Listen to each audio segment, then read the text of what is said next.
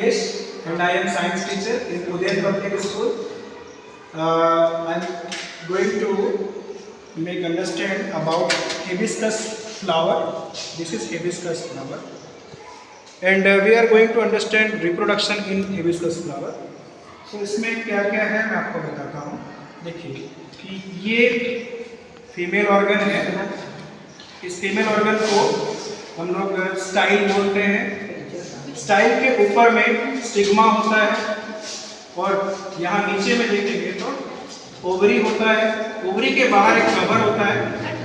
तो ओवरी के बाहर जो कवर होता है उसको सीपल बोलते हैं. सीपल जो है वो ओवरी की रक्षा करता है.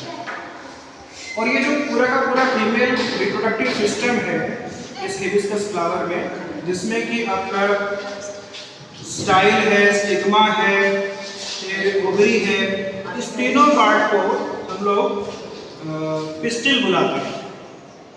फिर आ जाते हैं इसके मेल रिप्रोडक्टिव ऑर्गन के बारे में स्टडी करते हैं. तो मेल रिप्रोडक्टिव ऑर्गन सिस्टम अक्सर फिलामेंट होते हैं. यहाँ पर छोटे छोटे फिलामेंट के धागे जैसे स्ट्रक्चर दिख रहे होंगे तो उसको फिलामेंट बोलते हैं. और फिलामेंट के ऊपर जो येलो येलो राउंड स्ट्रक्चर दिख रहा है उसको एंथर बोलते हैं.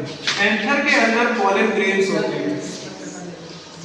तो ये मेल रिप्रोडक्टिव ऑर्गन सिस्टम है जिसमें कि फिलामेंट, एंथर और एंथर के अंदर पॉलन ग्रेन्स, पर इसको कलेक्टिवली स्टामेन कहा जाता है. आइए समझते हैं कि इसमें रिप्रोडक्शन कैसे होता है. ये एक बाइसेक्सुअल फ्लावर है जिसमें मेल ऑर्गन भी है, फीमेल ऑर्गन भी है. तो इसको समझते हैं कि इसमें रिप्रोडक्शन कैसे होता है. तो अगर कोई कीड़ा जैसे कि भंवरा, मधुमक्खी, तितली, इस तरह के कोई कीट पतंग या इंसेक्ट जब इस फ्लावर पर बैठते हैं, या हवा आने से भी हो सकता है. अगर कीड़े मकोड़े की वजह से होगा, इंसेक्ट की वजह से होगा, तो उसको हम लोग क्रॉस पॉलिनेशन बोलेंगे. और अगर हवा आने की वजह से होगा तो उसको हम लोग सेल्फ पॉलिनेशन बोलेंगे. तो आइए समझते दोनों को समझते हैं बारी बारी से कि क्रॉस पॉलिनेशन क्या है और सेल्फ पॉलिनेशन क्या है. एक्चुअली पहले क्रॉस पॉलिनेशन से शुरू करते हैं. तो मान लीजिए कि कोई तितली, भंवरा या मधुमक्खी, इस तरह के कोई इंसेक्ट इस फ्लावर के ऊपर बैठे हैं और उसका पैर एंथर पे पड़ जाए, जो मेल रिप्रोडक्टिव ऑर्गन होता है उस पर पड़ जाए, एंथर पे पड़ जाए, तो एंथर उनके पैरों में चिपक जाता है. तो एंथर के अंदर पॉलन ग्रेन भी रहते हैं. और इंसेक्ट का तो स्वभाव होता है कि वो इधर उधर घूमते रहते हैं.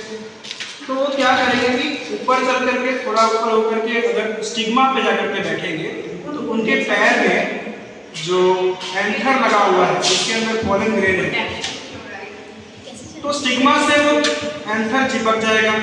मतलब पॉलन ग्रेन स्टिग्मा से चिपक जाएगा.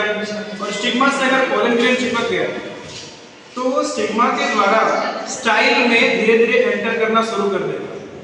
पॉलन ग्रेन जो है स्टाइल में एंटर करना शुरू कर देगा और उस स्टाइल के द्वारा नीचे ट्रैवल करते करते जाएगा और ओवरी में चला जाएगा. ओवरी में एक फीमेल जर्म सेल होता है जिसको हम लोग बोलते हैं, ओवरी में एक फीमेल जर्म सेल. देखिए ये ओवरी है. एक्चुअली ये बाहर से इसका जो कवर है वो उसको सीपल बोलते हैं हम लोग. अंदर में ओवरी है, अंदर में इसका ओवरी है.